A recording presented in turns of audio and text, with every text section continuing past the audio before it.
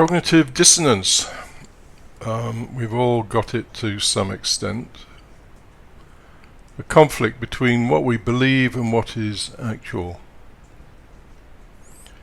About 2 decades ago now, I was in a meeting with about half a dozen people, and the guy who was running the meeting suddenly became very agitated.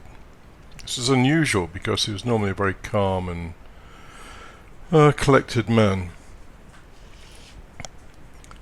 And he started to explain how it was only when he got into his 20s and early 30s that he really realized how the picture that had been painted of life was totally wrong. And he was fairly angry at his parents, actually, for not telling him the reality of life or trying to educate him. So, and this is something Gurdjieff says. Gurdjieff says our education is all fucked up. When we're young, we're given a whole pile of stuff that barely relates to the life we're going to live at all. You can be educated on how a hydra swims around, but you're not educated on the nature of your fellow man. Anyway, so let's go through some of this cognitive dissonance. Well, in my case, one of the biggest sources of dissonance was religious education. I never really took it seriously, but the bottom line is it gets in there. And so, did I believe in a benevolent God? Well, somewhere in me it was kind of programmed in. Even though somebody had said to me, "Do you believe in a benevolent God?" I would have said, "Well, no, of course not. Look around you. Open your eyes. What do you see? The killing fields." But I have to admit that in there was this kind of hope, I suppose, or assumption that it might all be barbaric and horrible and brutal. But actually, the end justifies the means somehow. Obviously I don't think that now, but it was in there, and that took a lot of unpicking. And this this idea that somewhere, somehow we can get to a greater good in terms of there's something out there that is all kind of enlightened and shining and bright and breezy and, all the sort of stories we're told. Samadhi, moksha, nirvana, bliss, beatitudes that point to something.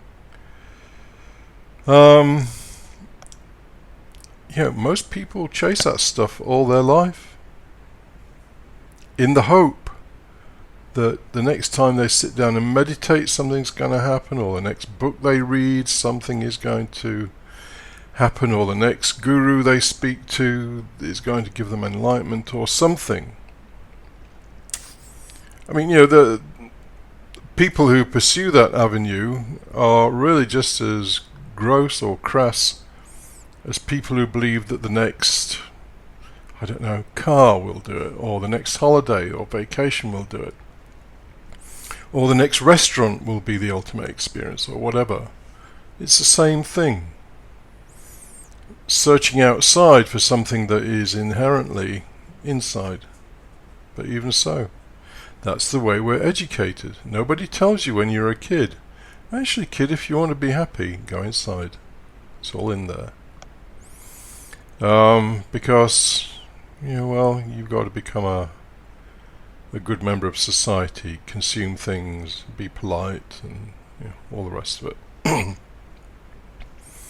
Nobody ever told you that the dominant emotion in people is envy. No, we go around, well, I did anyway, I used to go around thinking that everybody, I'm not a particularly envious person. I used to think everybody went around like me, sort of, getting on with their own business, not particularly interested in what other people are doing. But I learned fairly late in life that most people are just incredibly envious. And as Spinoza says, this is the natural state for man, to be envious.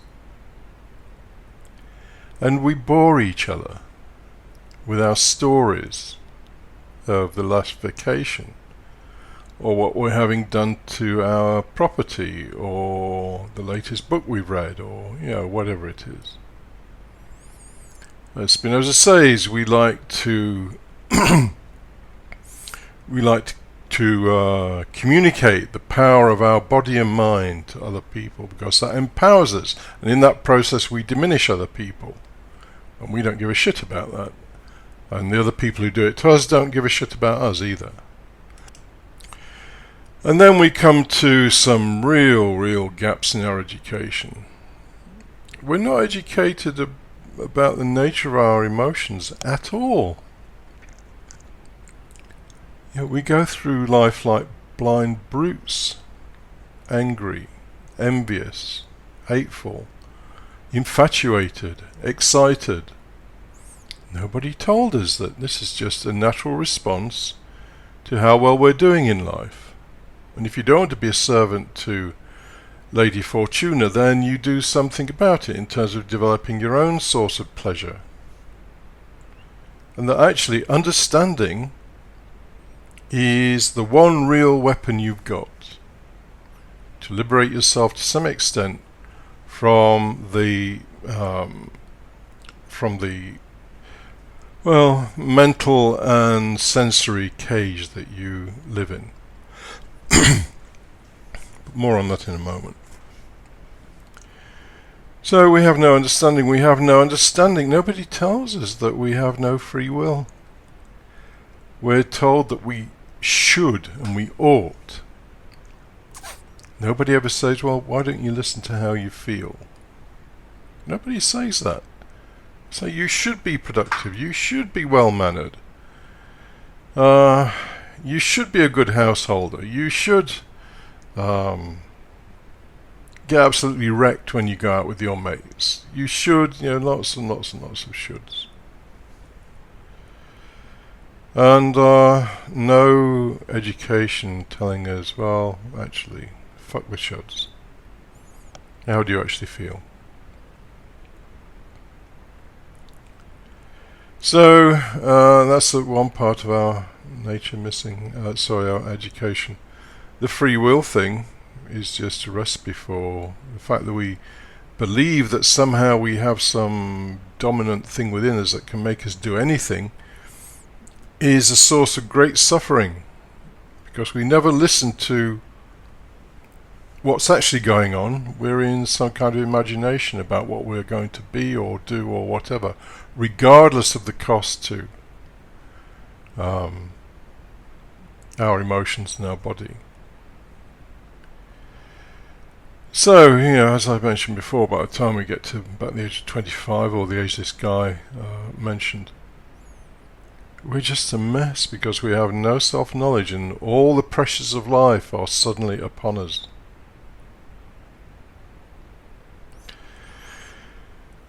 So, there is another layer on this, which, possibly you couldn't teach kids. You could certainly teach kids about the nature of the emotions. You could tell them about the nature of free will, and namely that there isn't any. But as people get older, or kids get older, then you could probably start to tell them about the nature of something a bit more transcendental. So you could get into telling them that, well, actually, the reality you perceive is actually the reality that your brain or your mind creates for you. It's not the reality. We live a particular kind of life. And so, all those questions you ask yourself about, is there a God? Have I got a soul? When was the universe created? Is there a purpose to it all? Blah, blah, blah. You can tell someone. Don't bother yourself with those questions because you don't have the data to answer them. Any answers you come up with are just fairy tales. And in fact, there's great power in accepting that you don't know. And accepting that your world is constrained by the way you think and the way you perceive. And that would leave a space for something. So people wouldn't go and fill it up with all kinds of crap about, the big daddy in the sky, or the forest spirits, or, whatever. So, the education would go something like this. To be educated about the nature of your emotions. To be educated about the nature of your mind. That your mind likes to understand things. And that understanding things is not something to be looked down upon, because of course today, certainly in the United States and the United Kingdom, more than anywhere I think, intellectual activity is, kind of ridiculed by many. Because of course the people in power don't want an educated and informed populace. My God, that's the last thing they want. But anyway, so understanding is good. Understanding the nature of your emotions.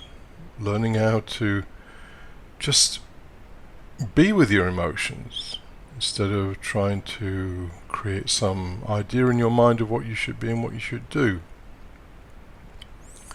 And then later they can be told about the nature of our existence. It's a particular kind of existence, and dogs have a different kind of existence, and flies have another kind of existence. And that because of that, all the big questions are unanswerable. So don't spend the next 25 years trying to figure out what God is. Total waste of time. And as Spinoza indicates, if kids could be educated in this way, and I have absolutely no belief that they will be anytime soon anyway. If kids could be educated in this way, they might have a better chance of growing up to be directed by reason. And that is the only thing that's going to change the behavior of human beings on this planet. Forget about revolutions and neoliberalism or the right wing or whatever, religion. Anything from the outside isn't going to change anything. It's just the new boss will be the same as the old boss. But if we could educate people differently, give them the reality of life instead of feeding them fairy tales, then the whole thing might be rather different. And at an individual level, life becomes more fulfilling. If somebody tells you when you're in your 20s, look, Joe, for fuck's sake, don't expect anything. You can die tomorrow. Like I read in the newspaper today, one of Kennedy's granddaughters has died at the age of 22. Quite tragic. But it happens a lot. People die at young ages. Look, Joe, you could die tomorrow. And here's the way you should, using the word should, but here's the way you can approach your whole life. Remember, you're going to die. You don't know what death is because you don't know what you are. The whole thing's a fucking mystery. And here's the way that people interact with each other. So if somebody starts boasting and trying to lord it over you, tell them to fuck off and go and find some reasonable company. That way the braggadocios and the people who want to big themselves up would soon learn that actually nobody wants to listen to all that stuff. And then, by the time people are 30 or 40 years old, they come to understand that we are puppets with no free will. But actually that doesn't mean that we're full of misery. It means actually we can just go and do a little puppet dance for the next 30 or 40 years. Quite nice. And one day somebody will come and cut the strings, and that's the end of the puppet dance. But we don't know what that means because we don't know what we are. Anyway, that's about it. So, because nobody educates us when we're young and into our late teens or whatever, then we have to do it when we're adults. We have to learn about the nature of our emotions, we have to learn about the nature of our situation, and we have to learn that we can not answer any of the big questions because the big questions are posed by the nature of our reason, which itself is only formed to deal with mundane stuff. How many ounces of flour do I need to put into a loaf? How much yeast? It's fairly good at that kind of stuff because it's got the data. But then it goes and asks questions that it has no right asking because it has no data whatsoever. And so we could live a happy little puppet dance life, avoid all the big questions like what is God, what happens after death, blah blah blah. You don't know. And life would be a lot more pleasant. And we wouldn't get ideologies and we wouldn't get religions. It could be quite nice, apart from the people for whom it isn't quite nice, and there will always be those. But I think things would improve.